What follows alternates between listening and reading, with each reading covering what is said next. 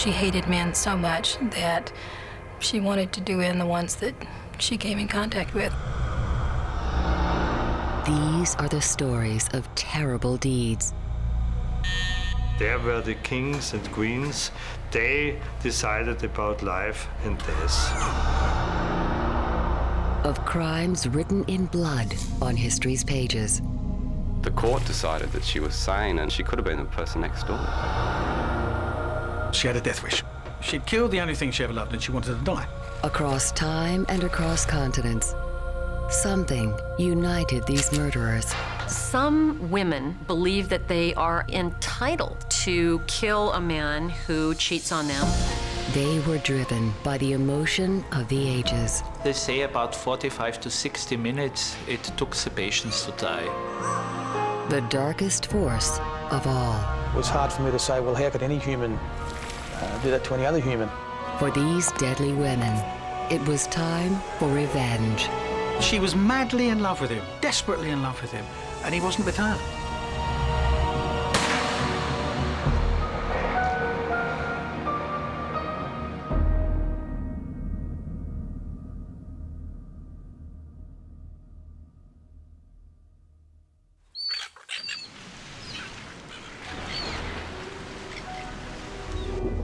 Police Detective Sergeant Bob Wells tries to forget the day he discovered one of Australia's most shocking crimes. You just sort of have lost the majority of your senses for a short period of time until you actually regathered them and realised that it was reality and not a horror scene. Daily swims are an attempt to wash away the images still lurking in his subconscious. Clothing, cutlery, meat. It's something I'm still trying to come to grips with even today, emotionally and mentally. Bob Wells would be just one of the lives forever changed by the deeds of Catherine Knight. I think most of us expect somebody who's done what Catherine's done to have horns growing out of her head or to be restrained like Hannibal Lecter. But she was a very ordinary-looking woman. Another to be affected would be journalist and author Peter Lawler, assigned to a story his newspaper couldn't publish. Editors make a decision whether a story is palatable for people to read with their breakfast in the morning, and there was a decision made that this one wasn't palatable. It couldn't be reported. It was too horrific. But like many, Catherine drew him in. I wanted to know that a person who could do what Catherine Knight did was insane or not sentient.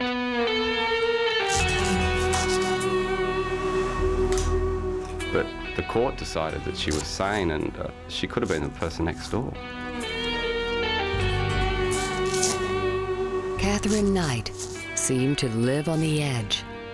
She had a wild temper. She had too many boyfriends, too many fathers for the children. She came from a wild family. By her early 40s, Catherine had experienced 4 rocky relationships. Each time, she was asked to leave. But each time, she found her way back. She knew how to keep a bloke happy. She put up their mates drinking in the shed. She had dinner ready when they got home. Generally, she knew how to keep a bloke, and she was manipulative like that. I think she was a very hard woman, very strong physically. I think she probably emotionally very vulnerable. Her fiancé, John Price, was the type of man Catherine sought out. She was a tough country girl, and they were tough country blokes. They loved to drink. They liked their knees up on a Saturday night. But all too soon, each partner discovered Catherine's secret. An illness called borderline personality disorder. Borderline personality disorder is kind of a catch-all term for a condition that manifests itself, the individual, and it's usually women, it can be men, very moody, tremendous mood swings. Former FBI criminal profiler Candice DeLong says sufferers can turn quickly from lovers to fighters. They feel slighted when there was no slight. They are prone to being very suspicious that their partner is cheating on them. Everything reflects back to somebody is taking advantage of me, and I must do something about it. John Price usually weathered the stormy Catherine, knowing the loving Catherine would soon return. Then one day, his partner went over the line, threatening his job at the coal mine with a home video. She'd filmed the contents of his garden shed, and in Pricey's garden shed was a first aid kit from the mine, which he'd allegedly stolen. The pair had argued over money. Catherine wanted revenge. She sent the video to the mine boss, suggesting John was a thief. The most important thing in most men's lives is their job. And that is the one area that the woman may feel if she can mess this up for him, all the better. John was fired. He threw her out of the house, said he'd never have her back.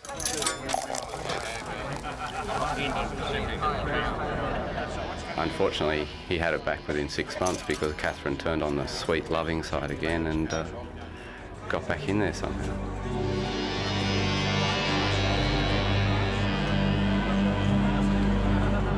And I think that there was more so a physical attraction towards her than anything else. One man knew what John Price was going through. Well, her mother said to me, just after we first got married, she said, "You want to watch this one? If you do the wrong thing by, she will kill you." Catherine's first husband, David Kellett. And I brushed it off as just one of those things that mothers say, and it didn't really dawn on me that, but one day she would go over the edge. In late 1999, David and John met to compare notes. I knew John Price, and he said to me he wants to get out of a relationship, but he's scared to get out. And I said, well, these days you can take all these domestic violence orders against each other, whatever. And he was just so scared, he was almost shaking. He was really scared. Little did either man know, Catherine would soon commit one of Australia's most shocking crimes. We don't have a lot of women on death row, but that's where she is, and she holds Bible studies, Bible sessions within death row. In 1990, journalist Martha Quillen found the story of her career in North Carolina. People thought she was such a fine person, and how could she have done this? And yet, the reality of what she had done was so brutal and so cruel that people were just fascinated in this dual personality in this one woman. To the world, Blanche Taylor Moore was a caring Christian, a compassionate woman, led by spiritual commitment.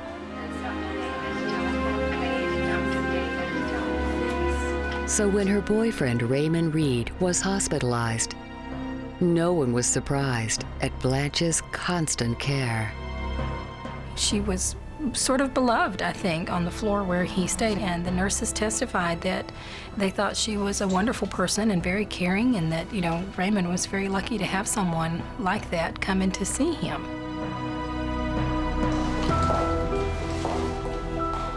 Raymond was diagnosed with Guillain-Barré syndrome. Guillain-Barré syndrome is also known as French polio. It is an autoimmune disorder. The symptoms are muscle weakness, nerve tingling, progressive fatigue, and eventually may even lead to difficulty breathing.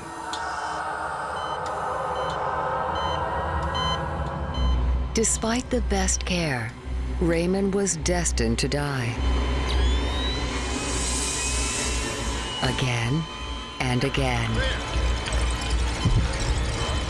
He actually died and was revived. His heart failed and he had kidney failure and died, and they revived him.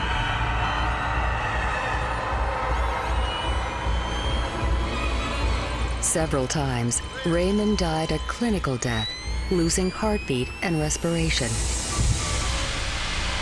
But each time, expert medical staff pulled him back from the brink. Each time, Blanche was waiting with more comfort. Apparently she took great care in preparing this food because hospital food was just not good enough for the man that she loved. But whenever Raymond regained strength, there was another relapse. Think of the worst flu you've ever had, multiply it by 100, and then lengthen it by 2 or 3 hours. And another resuscitation. A terrifying roller coaster of life and death. He's confused and frightened and, thinking he's going to die, and then he begins to get better, and then he starts to die again. And they say it's a horrible death. It's a really horrible way to die.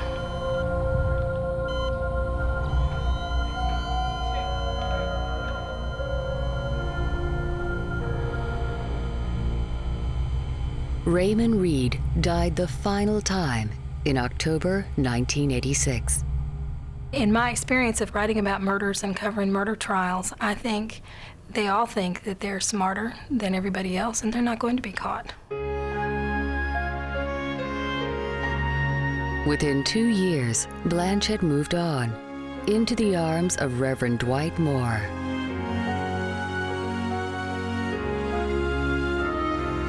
He was a minister who courted her and pursued her, and she finally married him. It seemed a match made in heaven.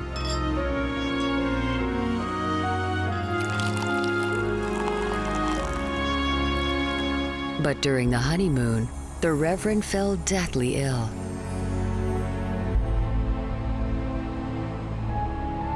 Although the symptoms mimicked Guillain-Barré syndrome, the speed of onset raised suspicions. He happened to end up in a hospital where they had the smarts to test him for arsenic poisoning.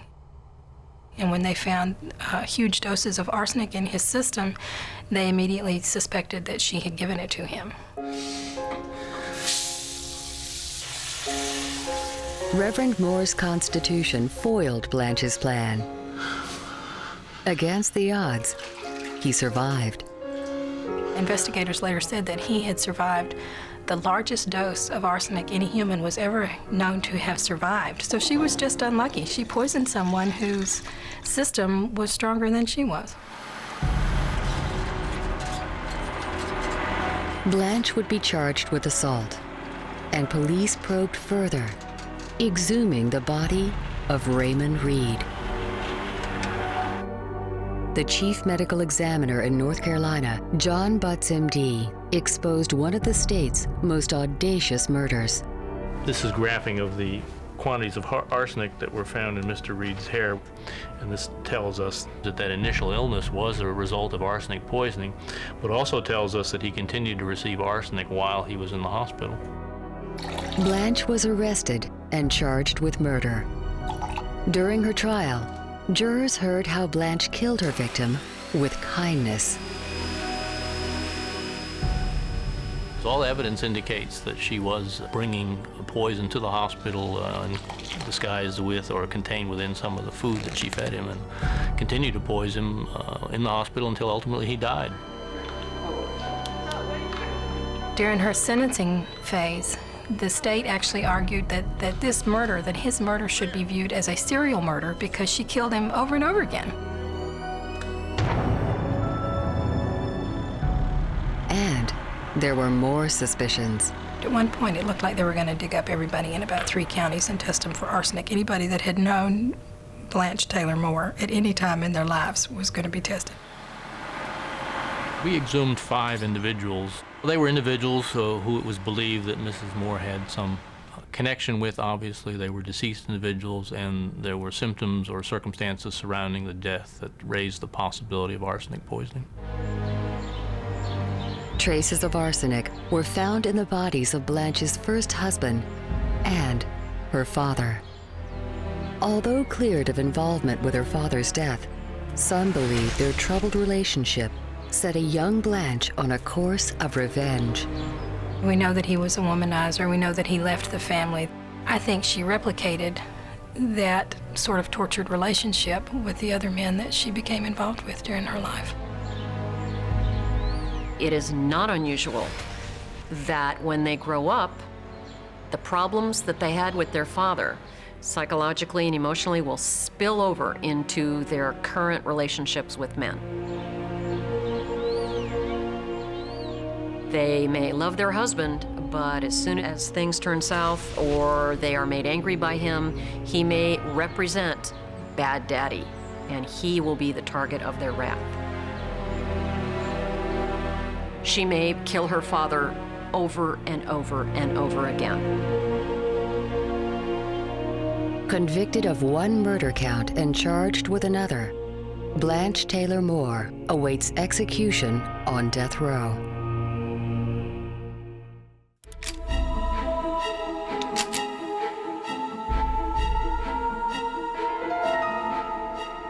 Some women believe that they are actually entitled to kill a man who cheats on them or is leaving them for another woman.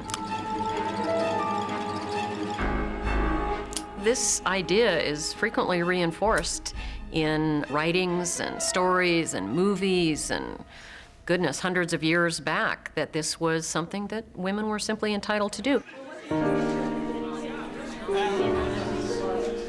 London, 1955.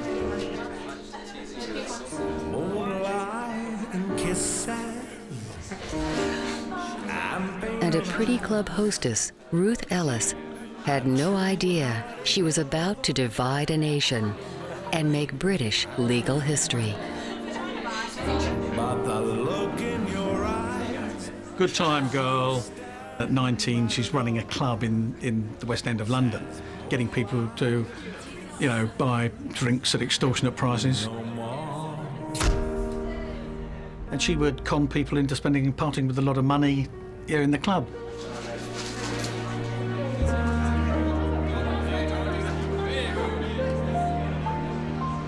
Ex-policeman John Ross oversees Scotland Yard's Crime Museum, where Ruth Ellis is remembered.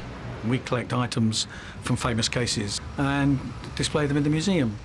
The stories that go with all these cases, you learn from history. Nothing ever changes. Moonlight and kisses, peaches and cream. Many men fell under Ruth's spell, but only one would dominate her attention: the dashing David Blakey. Self-centered, racing car driver, never actually going to make it, but spent all his life. Rich boy, just running around, enjoying himself. She was madly in love with him, desperately in love with him, and he wasn't with her. But after a 2-year relationship, the suave race car driver was proving hard to tie down. Your girl can have affairs with other women all the time. Purely self-centered, selfish man, a playboy. Each dalliance delivered more frustration for Ruth. David's philandering didn't seem to slow down. When Ruth became pregnant with his baby, things only became worse. He punched her in the stomach. Whether that was to get rid of the baby or it was just in one of their violent moments, you will never know. But all he did was send her a bunch of flowers the next day and said sorry. That was it. Yeah. Ruth lost her baby and planned her revenge.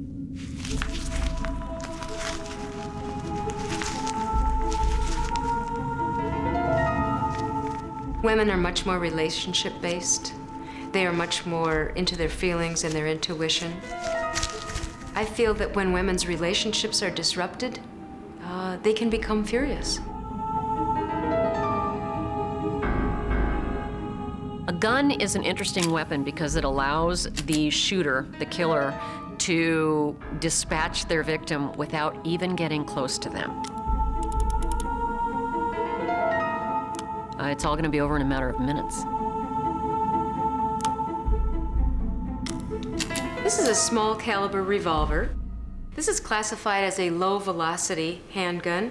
In other words, the speed at which the bullet would be leaving the end of the muzzle would be less than 2,000 feet per second.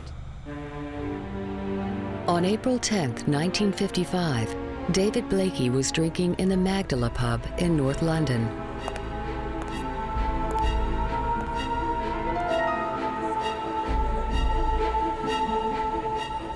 Ruth and her weapon were ready. The reason this is such an effective weapon is that it doesn't take much force at all to pull the trigger. In fact, probably 2 to 3, maybe 4 pounds of pressure.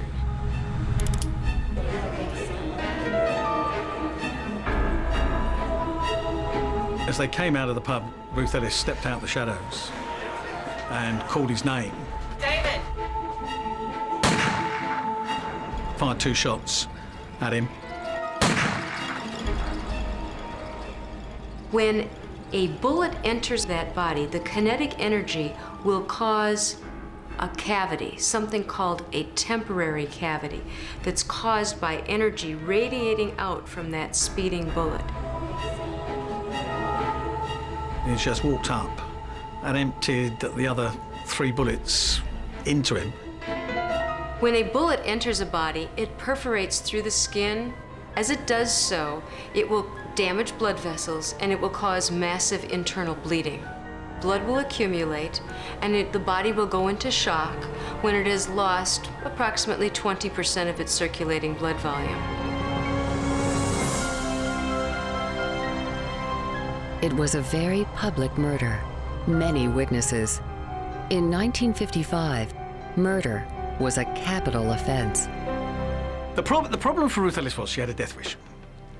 She'd killed the only thing she ever loved and she wanted to die.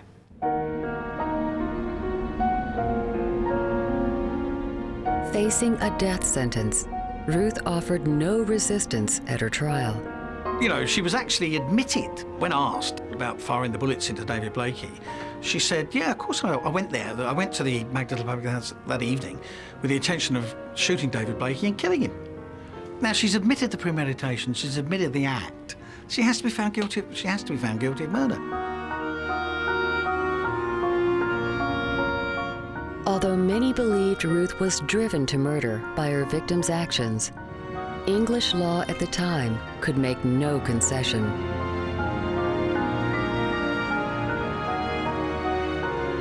It's difficult to imagine a civilized society putting to death a killer who had a clear-cut history of abuse from the individual that they killed.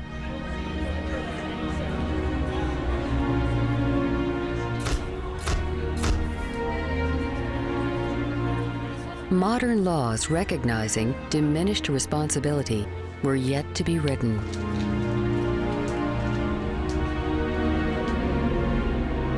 Despite public protests and parliamentary petitions, 28-year-old Ruth Ellis was hanged at Holloway Prison.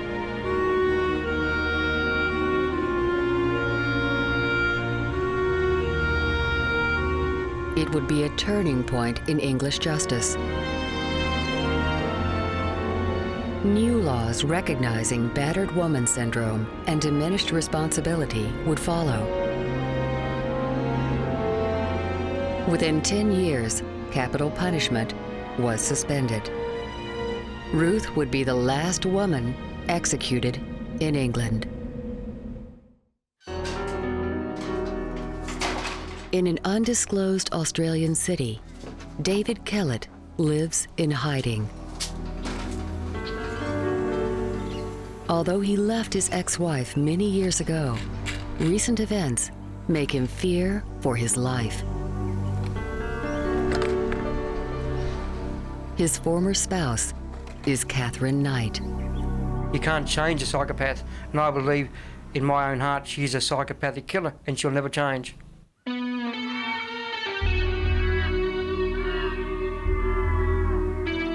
In a small Australian town, Catherine and David, her first love, planned a life together. To start with, she's the most wonderful woman I think you could wish for. So devoted, perfect mother, perfect housewife. But Catherine's borderline personality disorder was never far from the surface. She could snap just like a biscuit. It wouldn't take much to set her off. The slightest thing, if she made a cup of coffee and there's no water in the jug, it's just something as simple as that.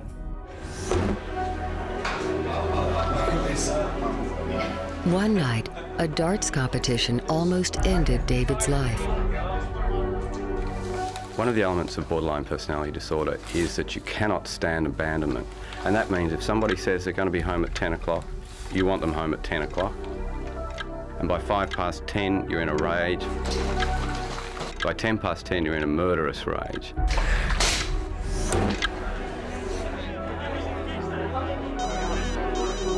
And she rang about 10 o'clock and said, the pub's closed, come on home. And I said, well, the dart competition hasn't quite finished yet. I'll be home when I'm ready.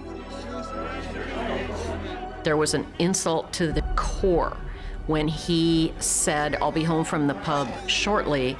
She took that as the same as being stabbed in the heart, as total rejection. And the way to make herself feel better is to exact revenge. When somebody's getting stressed, it's usually a reaction that comes down to fear. Fear causes the release of adrenaline or epinephrine. So the heart would start beating more rapidly. Somebody would start breathing more quickly. There would be that fight or flight reaction. David Kellett was coming home to a biochemical maelstrom. She'd hit me so hard on the back of the head that my eyes went black. I woke up 2 days later in a hospital. Spent all my clothes in the bathtub, everything I owned, every bit of clothing she'd burnt in the bathtub. And when the fury subsided, the caring Catherine returned. A couple of days later, after being released from hospital, she went and bought me all brand new clothes. It was just like the type of person she was. But there was something more frightening than Catherine's moods. A slaughterhouse worker, she brought her tools home to hang above the marital bed. The knives were hanging on the wall. I had put a special hook there so she could hang the knives, and no one touched the knives. Her knives were the most treasured item that God ever gave to her.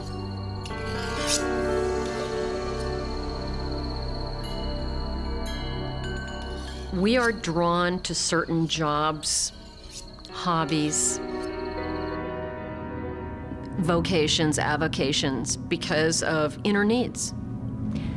My guess is that she was drawn to work in a profession that allowed her to have access and use of knives on a daily basis because that was something that she found interesting, something that met some deep-seated need. She was just totally and absolutely possessed by knives. They were her life.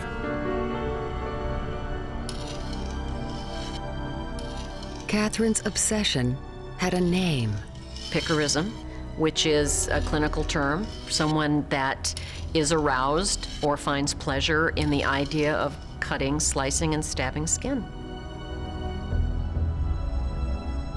The image in the individual's mind of the knife piercing skin is pleasant for them or even arousing.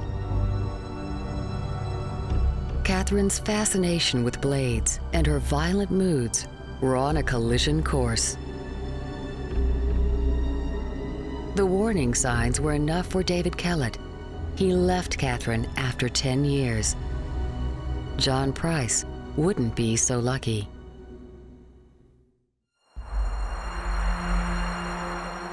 a killer's troubling behavior can alert potential victims. But for some unfortunate citizens of Vienna, Austria, there were no such clues. The motivation was obscure, the location unusual, the perpetrators unexpected.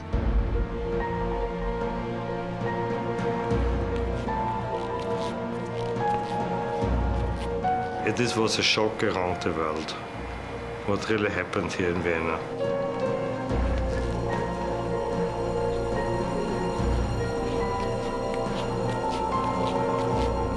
Max Edelbacher heads criminal investigations in Vienna's South District. In 1989, he and his team were called to the Lyons General Hospital. This is one of the largest hospitals, especially dealing with very elder people. In the preceding 3 years, an alarming number of elderly patients were dying in just one wing, Pavilion 5. Investigators soon found out why. It's so terrible because you never would expect in a hospital that this is a murder station. No?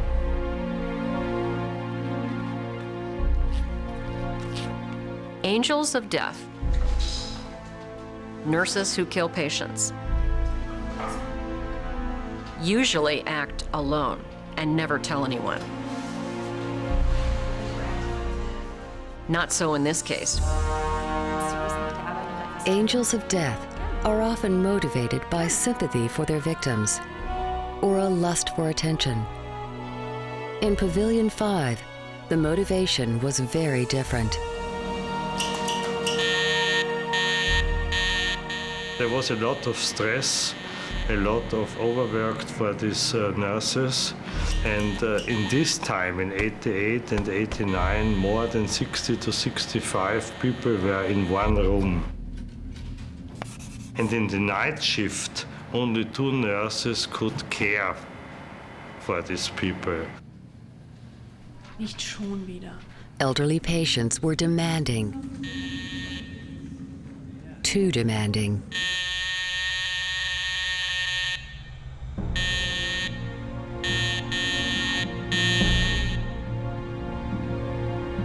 They have an alarm next to their bed, and they were using this alarm each 5 or 10 minutes.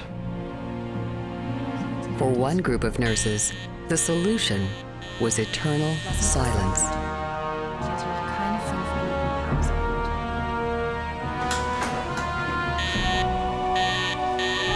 And they became angry, and then they started to select such persons who were really active in calling them.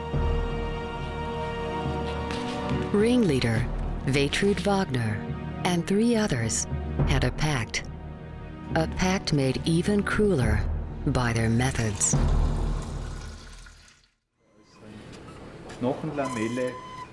In Vienna, Austria, forensic scientist Professor Johann Mislewitz would uncover one of his country's worst serial murders and the unusual murder weapon, water.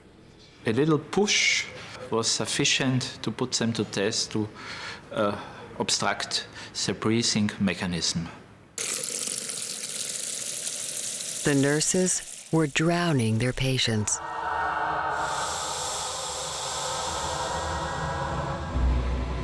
Well, they brought the victim into a comfortable position for them. They pressed the tank down with a spatula and poured the water into the airways. Drowning is a form of asphyxia. There will be an initial shock and an attempt to hold one's breath. When they can no longer hold it, they're going to exhale that breath and inhale water. That is going to be incredibly uncomfortable.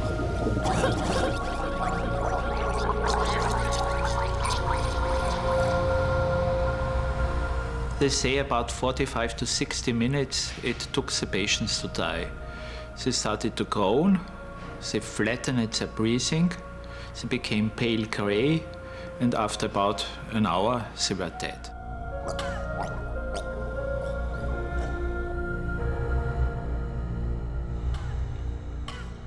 The technique should have defied suspicion. Many patients already suffered from pulmonary edema, fluid in the lungs. That was assumed by them that they could get away with it because you can't distinguish between liquid from pulmonary edema and liquid from tap water.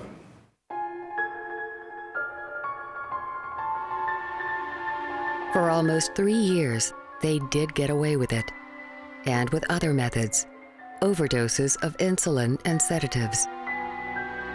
Then they became like sisters of death, and they became more and more safe in their relationship because nothing happened. There were the kings and queens. They decided about life and death.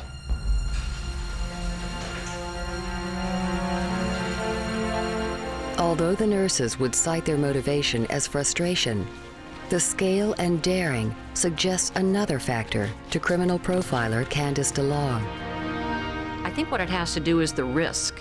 Can I do this horrible thing? Can I cross this line society says if I cross, it's all over for me, right in front of other people and get away with it? And that thrill, that extra risk, is why they do it.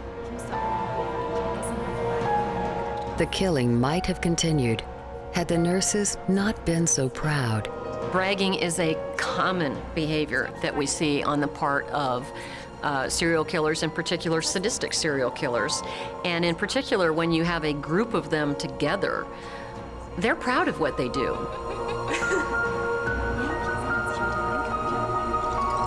A witness overheard their boasting and reported to police.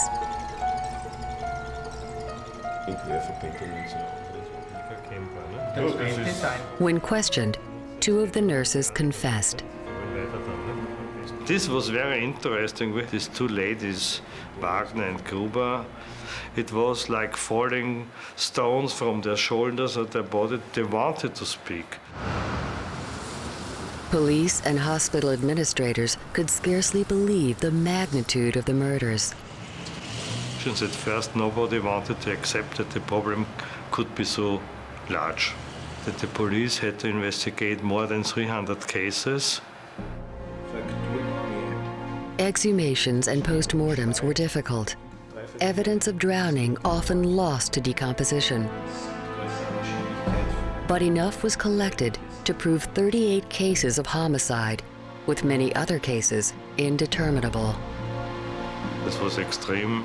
In America and in some other continents, we had such cases that nurses killed somebody, but I think this was one of the largest cases worldwide.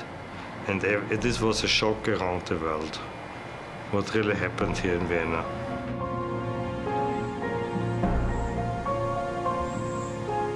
And just as rare, 4 angels of death working together. There have been cases of murder in hospital before concerning hospital personnel, but only in this case there were 4 people knowing each other.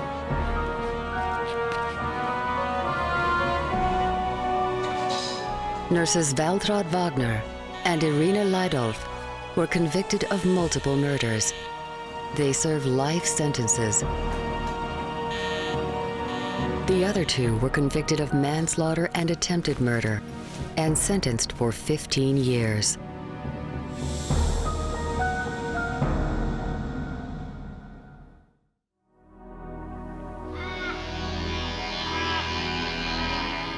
In small-town Australia, Catherine Knight was brewing her own personal storm. Her target, fiancé John Price. Catherine's ex-husband, David Kellett, knew John was playing a dangerous game. John Price was a good bloke. I'd only met him the once, but I found him to be very sincere and very scared. I believe he broke off the engagement, and I believe Kathy couldn't stand to be left alone again. Catherine's borderline personality disorder had proven too much. John asked her to leave, as he had done several times before. But this would be the last. Catherine would end their arguments forever. The video that Catherine made the day she killed John Price is much like the other videos in her collection. She drove to her daughter's place to film the grandchild, and there's some beautiful footage of Catherine playing with this little baby on the ground. And then there's a moment when Catherine addresses the camera and says, "I love my grandchildren. I hope I will see you all again." And it's as if she's making a last will and testament. This was a signal, a definite signal that she was going to kill John that night and that her life was not going to be the same the next morning.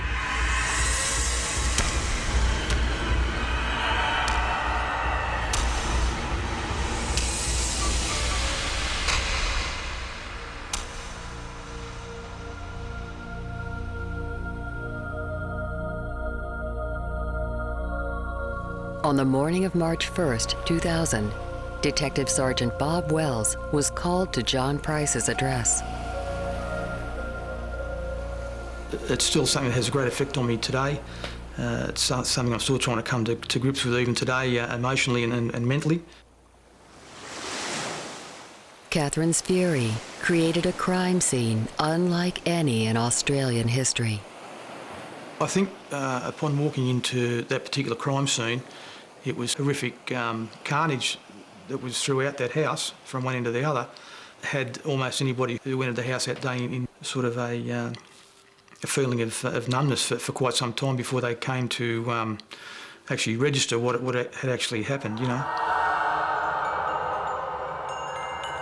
Catherine had been to work with her knives. He was stabbed approximately 37 times about the body.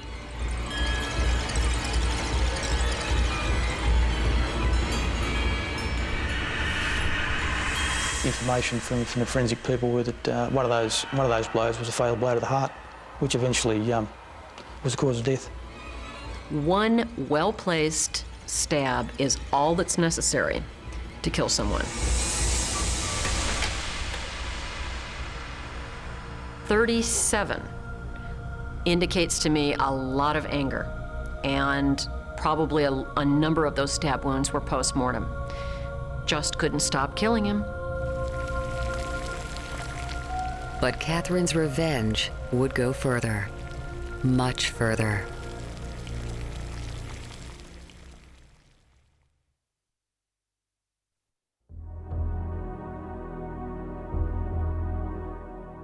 The murder was ritualistic. Catherine went out that day, she prepared for it. She went to the welfare shop and she bought a black nightie, a sexy black nightie with buttons down the front. She went to his house late. While visiting her estranged partner, Catherine stabbed him 37 times. She did not stop there. And at some stage, something clicked in Catherine's mind. She'd had her initial revenge, and then I think she decided she wanted to have some fun. She went back to the life she loved, to cutting up animals and carcasses and that sort of business. Catherine had been cooking, as she had almost every day, preparing an evening meal of meat and vegetables. When police arrived at the crime scene, they found a pot still warm on the stove and 2 meals waiting on the table. In horror, Detective Sergeant Bob Wells realized that the meal was made from her former partner, John Price. I really think at the time it was hard for me to say, well, how could any human do that to any other human?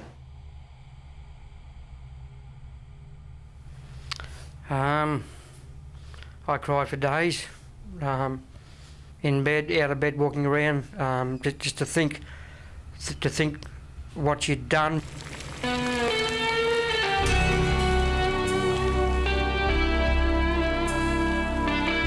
Catherine was found asleep in bed. She'd unsuccessfully tried to overdose on prescription drugs. The storm had passed. This is dreadful, gruesome, horrible behavior that we rarely see. We see it, but it's not very common.